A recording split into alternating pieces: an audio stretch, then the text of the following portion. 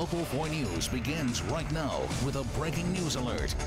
In fact, we're following two big breaking stories right now. First, this small child's father saw his grandfather saw his picture on Local 4 and rushes to get him. What we're learning after he spent hours at the police station waiting for someone to pick him up. But we begin with tragedy. A 13-year-old shot and killed after a group of kids find a gun. Those kids got together to play video games. Keep in mind, today was a snow day, so there was no school today. Exactly. And at some point, one of the kids found a gun in the bedroom of a home on Tireman near West Grand Boulevard. Guy Gordon following the story for us today. Guy.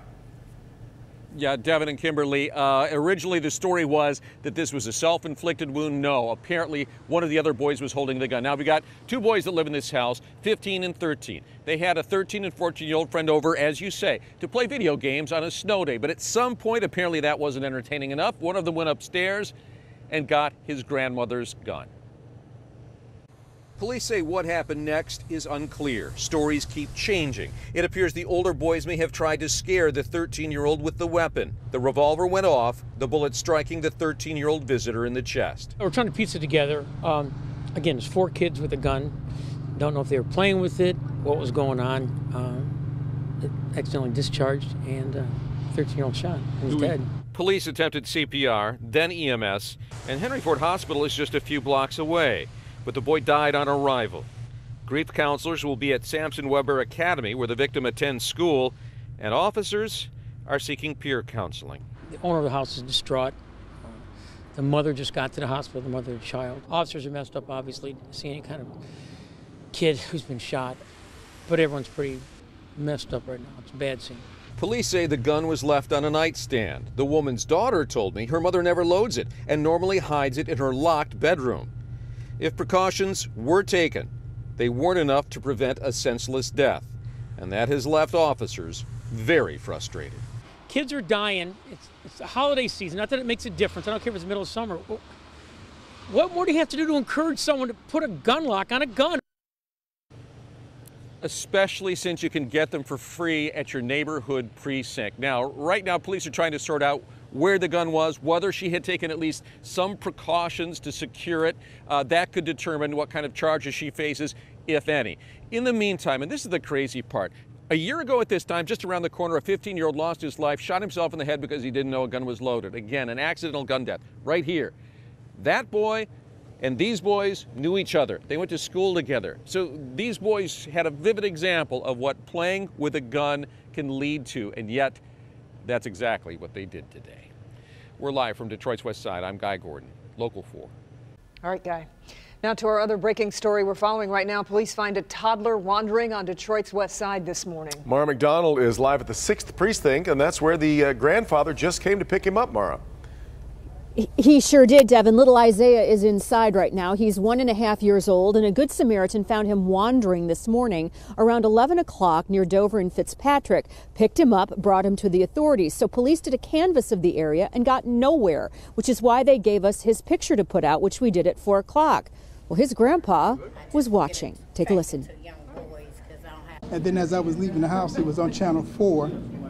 His picture was on Channel 4, so I just came around. I just live around the corner, so I just came on to come and pick him up. Now, back here live. Now, Mr. Green was not supposed to be watching his grandson. The little boy's mother should have been watching him, but we understand that she is living in some sort of transitional housing at this point. The family had not heard from her since yesterday at 5:30 until about 4 minutes ago when she came into the police precinct and is now being interviewed by DPD, who have many questions for her. We are live on Detroit's West Side. I'm Mara McDonald, Local 4. All right, Mara. Now, also breaking right now, a suspect being arraigned at the 48th District Court in connection with the death of Diana Pesserel. Pesserel was shot and found Friday in a burning car in West Bloomfield. The car was found behind the vacant Pine Lake Elementary School. And just moments ago, Deshawn Smith appeared in court charged with her murder. We have a crew in that courtroom gathering more information. Be sure to stick with Local 4 for updates. Okay, now to our other top story tonight. This is what so many people across Metro Detroit spent the day doing, digging out. Nearly a foot. Some places saw as much as 11.5 inches of snow. Now, as we unfortunately report too often, clearing the snow has proven deadly for two people, a 70-year-old man from Canton Township and a 55-year-old man from Rochester Hills. And the snow also left roads treacherous, but luckily crews were able to get them cleared in time for the morning commute. And it was much lighter than usual because pretty much every school in Metro Detroit was closed. Got it covered from a lot of different angles here today. Priya Mann in Ann Arbor as folks there dig out. Ben is compiling the snow totals, but also looking to the next big cold snap coming in. Let's start off with Paula Tutman, who's live in Oakland County. Hey, Paula. Hey guys, yeah, I'm in Waterford Township, or Waterford I should say, and they had snow totals between 9.5, maybe 10.5 inches as soon as this car goes by. I met these folks earlier. They've got two little girls in that car, and that's probably where they're going, where you see Santa Claus and Olaf. They look quite at home all of a sudden in all of this snow, which really, even though it was a huge snow event, seems to have gone pretty well for most people. This was a lot of snow, between 9 and 10.5 inches in Waterford, and it was wet, heavy snow, even for a healthy 16-year-old. It's really thick snow. It's taken a long time to do all of this.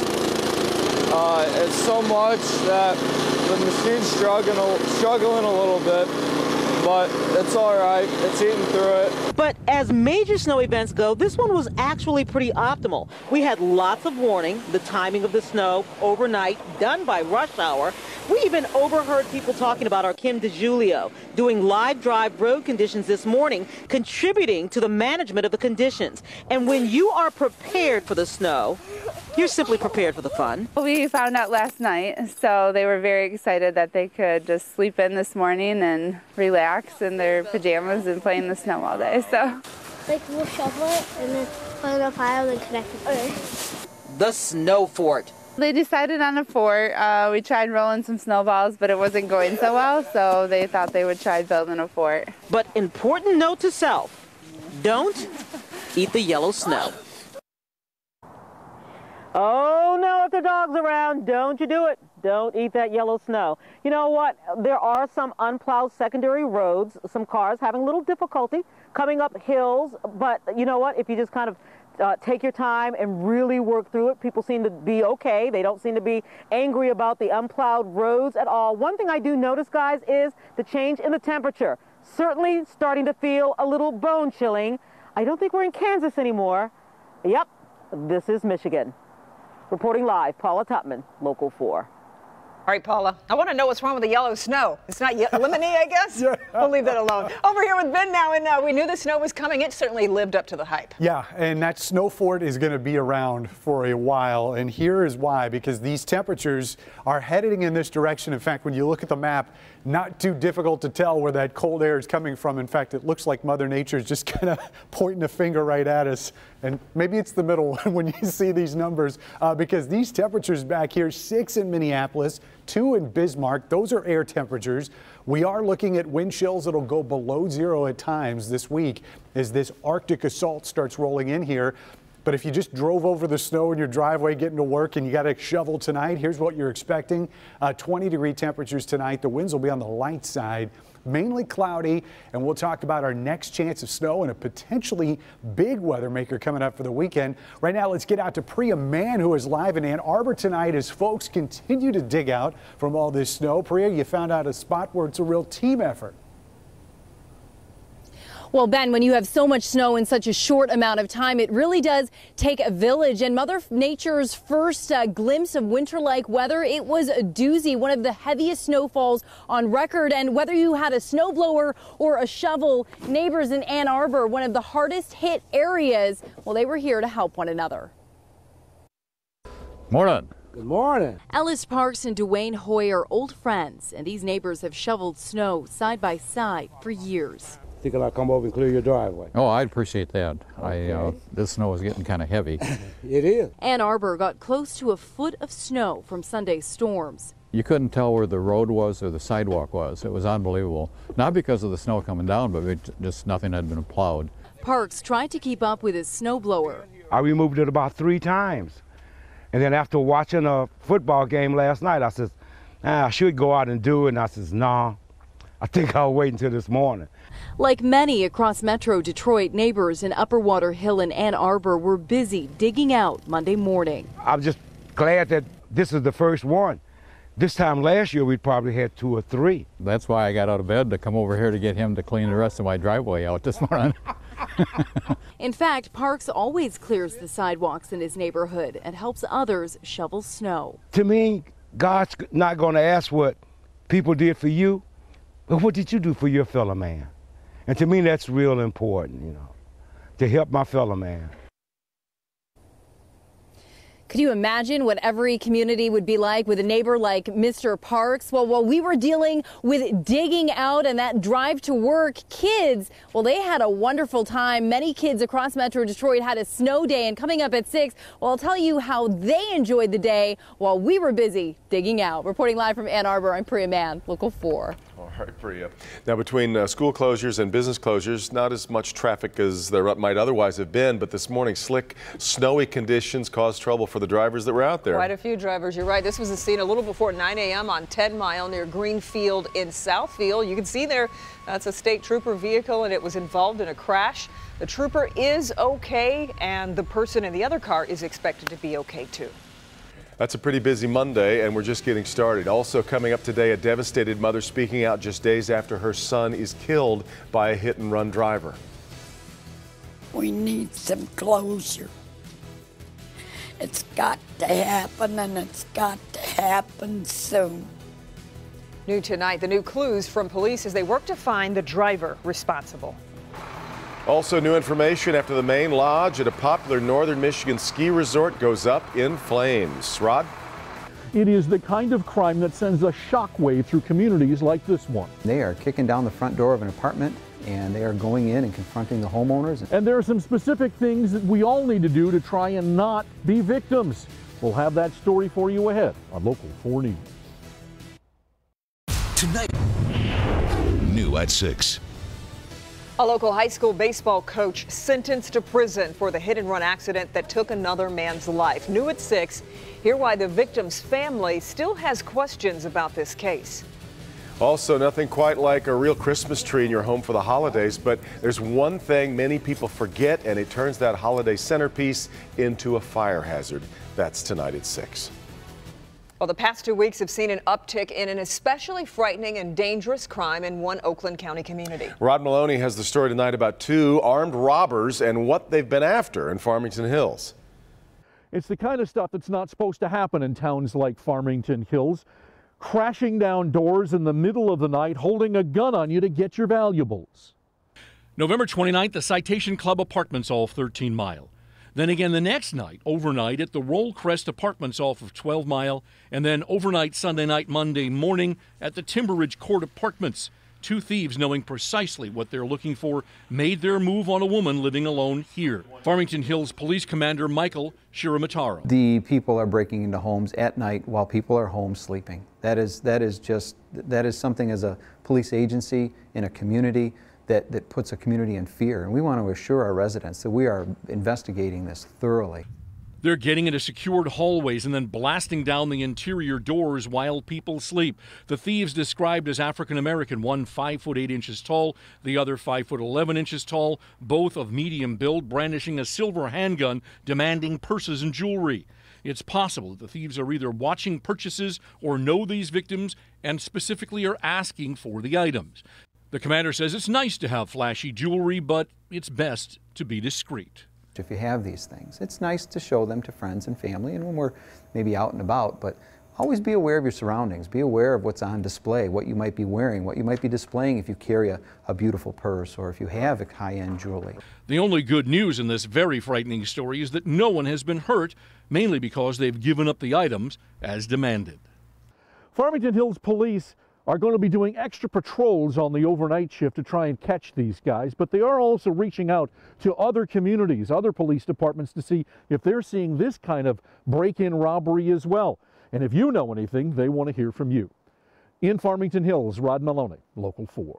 One more note here. Farmington Hills Police say after that third break-in, they do now have a vehicle description. The 2 men are reportedly driving a 2008 or 2009 dark-colored Chevy Malibu.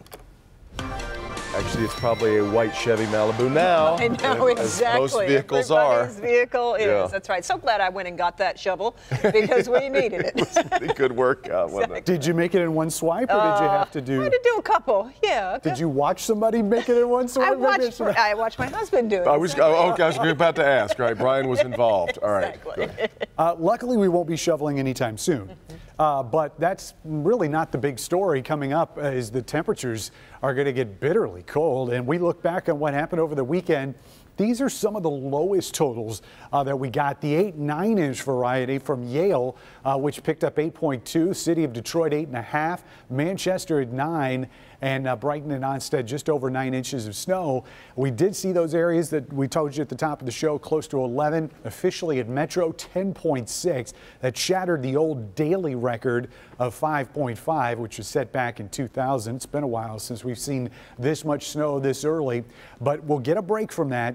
And now we'll turn our attention to the cold air, which is just ready to pounce on us on the other side of the lake. 22 here in Green Bay, single digits here in Minneapolis and Duluth. And usually we show you this map and say, well, it's not going to get that cold, but it is. We're looking for lows in the single digits as we head towards the end of this work week. Wind chills right now, 20 degrees here, but they're negative on the other side of the lake, and we'll be in for that as well once we get into Thursday and Friday. So here's what's going on across the country. There's not a whole lot of moisture back here, but this isn't ahead of a cold front that is going to be leading the charge on that Arctic air.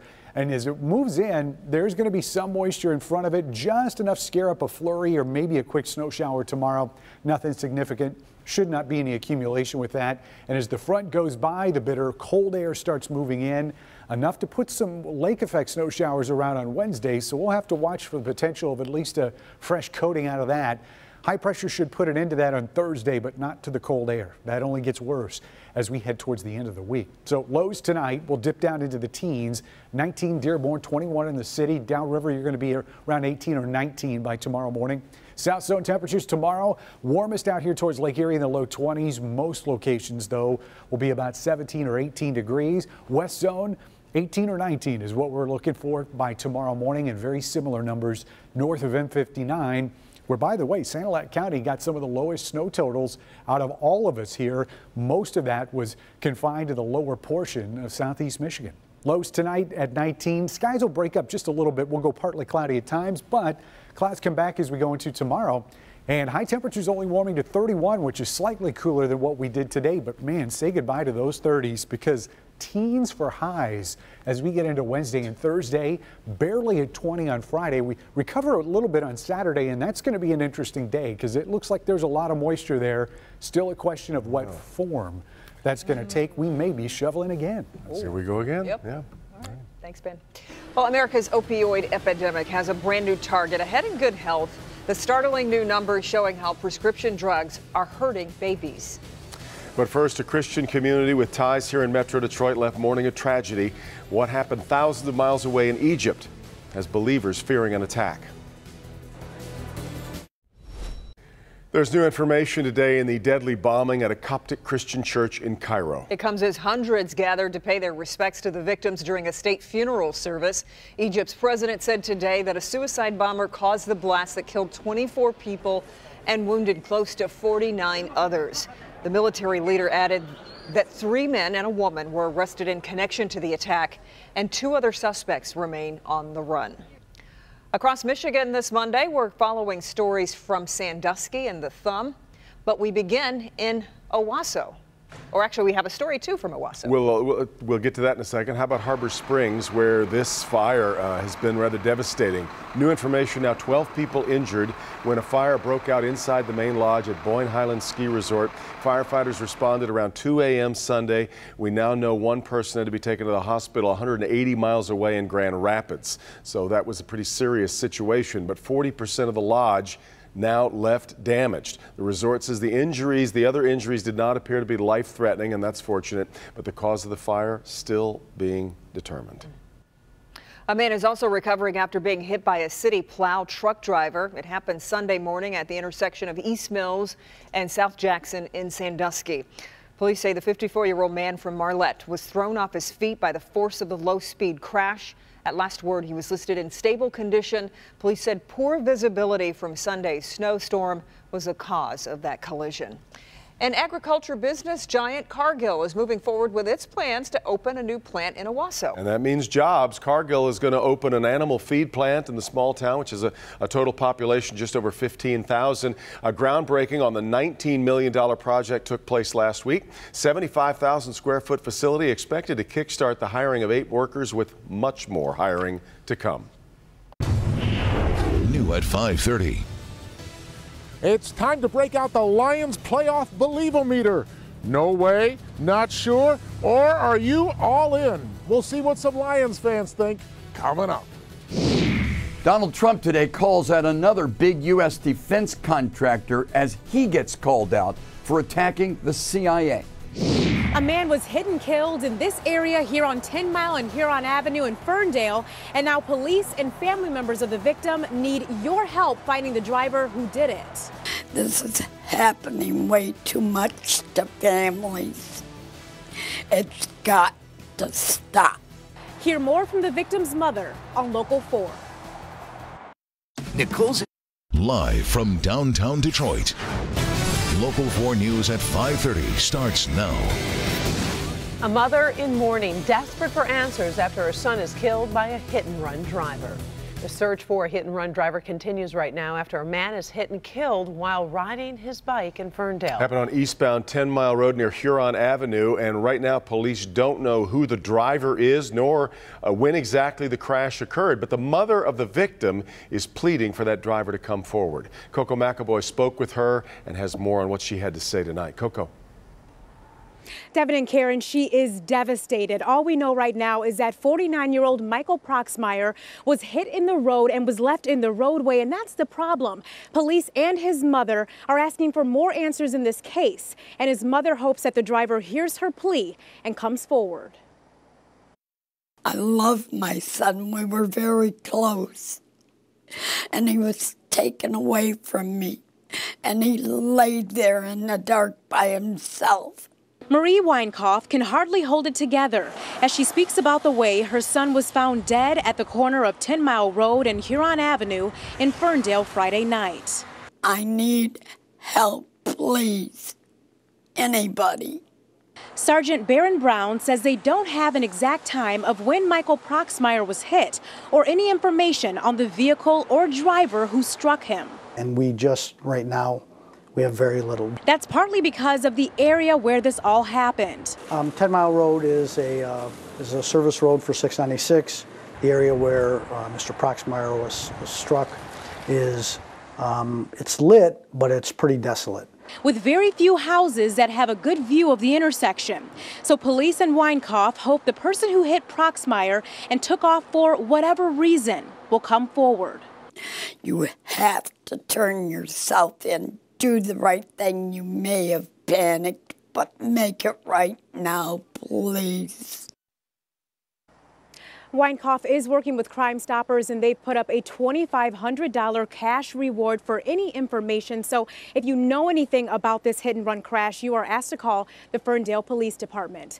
Reporting live this evening, I'm Coco McAvoy, Local 4. It's awful, Coco. Are police hoping to speak to anyone in particular, anyone they're hoping to hear from? Yes, Devin. So police say that there was a red Mustang at the scene with a white man inside of that vehicle, but that man did end up leaving the scene. But they do not believe that he had anything to do with the crash. They're just hoping that he comes forward because he was one of the only people that was at the scene when this happened. And might know something. All right, Coco.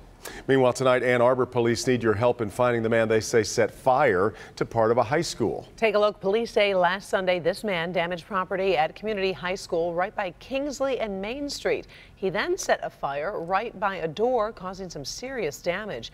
Fortunately, no one was hurt. If you recognize this person or have any information, call Ann Arbor Police.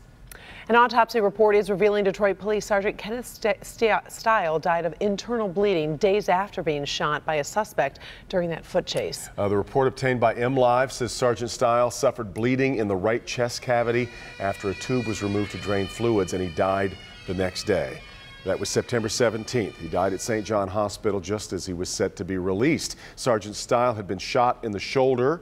It was expected he was going to survive it. His death, though, is listed as a homicide in connection with the shooting. The hospital has not yet commented on the report. A Clinton Township man is now charged, accused of pulling a gun on 2 Comcast workers before shooting another man. Police say 21-year-old James Eichelberger was unhappy with his cable service, so police says he walked up to 2 Comcast workers and pointed a gun at them. The confrontation allegedly occurred November 8th. Police say 2 days later, Eichelberger shot a 19-year-old man in the chest, though it's not clear why. That victim did survive the shooting. Eichelberger has been charged now in both incidents. Over here with Ben, and first it was the snow, now it is the bitter cold. Yeah, that snow's chilly. It is, and it's not going anywhere. What's on the ground, it's going to be there for a while. The good news is with all the clouds out there, there's nothing coming out of them. So we're just under dry conditions, and likely that's the way we're going to stay until we possibly see some flurries and maybe a snow shower into tomorrow afternoon. But generally, we are going to stay dry. Every time I put that shot up, it goes blank. 30 degrees is where we're at for our temperature. We've got a wind chill of 20, and right now the wind is out of the west-southwest at 14. We show you the high temperatures on this graphic a lot. I wanted to show you lows as we get through the next 7 days. 12, 6, 2. We bump up to 25 there on Friday morning, and then we start coming back down again. Average low this time of year is at 25. We'll barely get there for the warmest low on Friday, so it is going to be a bitter chill that we'll have to deal with. We'll talk wind chills. We'll talk our next chance of snow, which is just around the corner, so keep those shovels ready. More on that coming up, guys. That too just drew an audible sigh. It was horrible. It's going to be cold. Tonight, 2 Georgia police officers are recovering after being attacked while serving a warrant. Investigators say the officers were part of a drug task force. 5 of them went into the house early this morning, while 3 stayed outside. A man inside the home opened fire on those officers, hitting 2 of them. The officers returned fire and killed the gunman. 1 of the officers was treated and released from the hospital. The other remains in the hospital right now, but is expected to recover. In Louisiana, jury members handing down a guilty verdict in the killing of New Orleans Saint player Will Smith. 29-year-old Cardell Hayes was found guilty of manslaughter in Smith's death, as well as attempted manslaughter stemming from the shooting of Smith's wife. The 2 were shot following a road rage incident back in April. Both guilty verdicts differ from the original charges of second-degree murder and attempted second-degree murder. Hayes will be sentenced in February. President-elect Donald Trump picking some battles these days, first with U.S. intelligence, specifically the CIA, over the issue of Russian hacking in the election. And today he took on a huge defense contractor, Lockheed Martin. Steve Handel's been following it all tonight from Washington. Steve? Devin, Lockheed Martin stock prices plunged after Trump called the company out and bragged he will save our nation billions. Donald Trump is slamming the most expensive weapons program in history. The new F-35 by Lockheed Martin, initial cost $300 million a plane. Out of control, Trump tweeted. Billions of dollars will be saved on military and other purchases after January 20th, when he takes office. In a new diss of the CIA, Trump called in former CEO Carly Fiorina to discuss U.S. intelligence. She has no experience. We talked about hacking, whether it's Chinese hacking or purported Russian hacking. The CIA, but not the FBI, assesses that Russia's hackers intended to hurt Hillary Clinton and help Trump in the election. Trump, scoffing at that, I don't believe it, was rejected today at the White House. He called on Russia to hack Secretary Clinton. The former head of the CIA is appalled at Trump. He said the intelligence community on which he will rely is incompetent, politicized, and frankly, he didn't have a lot of time for them. That's not a winning formula for him. Congress will investigate. This simply cannot be a partisan issue. So I think we ought to work to deter the Russians, sanction the Russians. Trump's sending the opposite signal, talking up for Secretary of State ExxonMobil CEO Rex Tillerson, who's cut deals with Vladimir Putin. I think this is getting blown way out of proportion. It can be looked upon as an asset, not a liability. No Trump decision announced for Secretary of State. If it is Tillerson, senators up here in both parties warn confirmation could be tough. From Capitol Hill, Steve Handelsman, Local 4. All right, Steve. Also tonight, sources inside the transition team say Michigan GOP Chair Ronna Romney McDaniel is expected to be Trump's pick to lead the Republican National Committee, though as of right now, no official word on an announcement. Now to good health. Tonight, more babies in the U.S. are being born already addicted to opiates. Especially in rural areas. Researchers at the University of Michigan tracked the number of infants diagnosed with opioid withdrawal over the past decade. They found in 2013, 21% of newborns born addicted to opioids were from the rural areas. Now, that is up 13% in 2004. Birth complications caused by mothers' opioid use was also much higher in rural counties. Experts say improving access to drug prevention and treatment programs in those remote areas will help decrease these numbers. It's the one place that has just as much traffic as a mall parking lot during the holidays, and it isn't exactly what you think. New tonight, the big problem the Christmas season creates and why experts are stumped when it comes to what to do about it. Steve.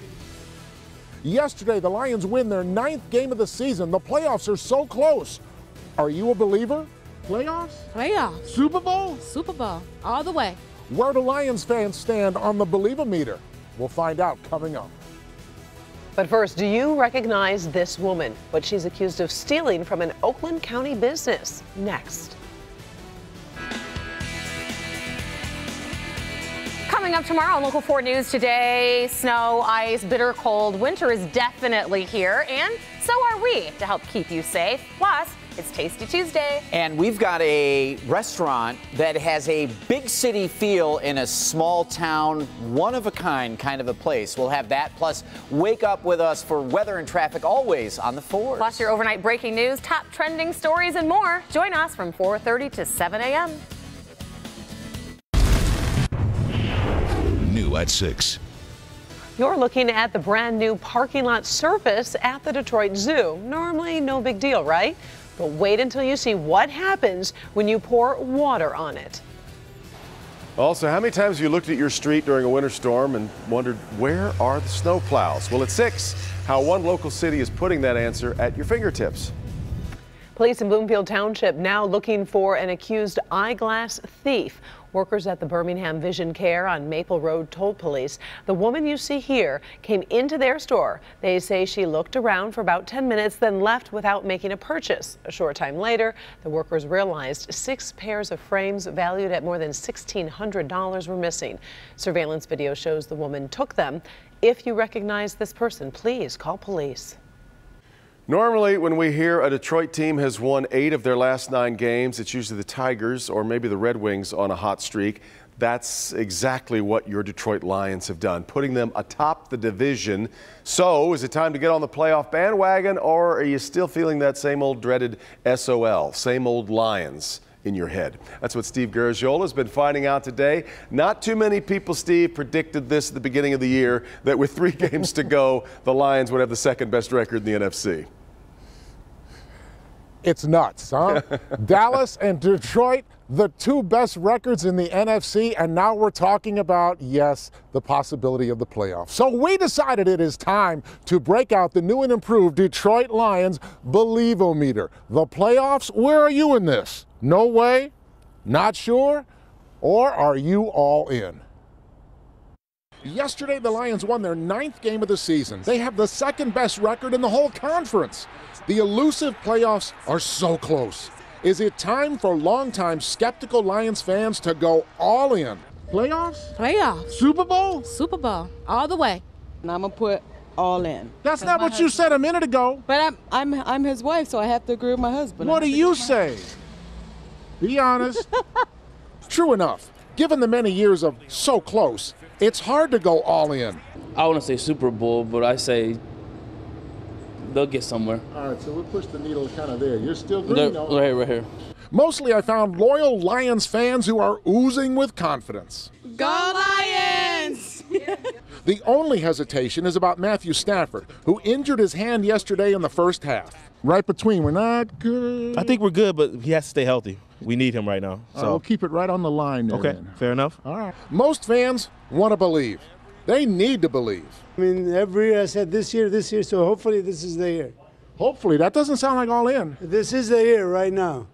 We're going to get it all the way to the Super Bowl. Oh, man, Super Bowl. I don't know about that kind of talk. The Giants, the Cowboys, the Packers, and that's it. And then who knows after that. So, Devin, Karen, where should I put the needle for you? Oh, I say green. I think there's going to be stumbles. I'm not wild about green being a big Green Bay Packer color. I'm a little concerned about that. But, yeah, I'm all in, Steve. I'm in. All in? All right. Well, I will say for me, I've been following the Lions since 1980, so I'm going to leave it on the line for just one more game. And then, all right, we'll give you that. Push it over there. Well, that'll be a big one.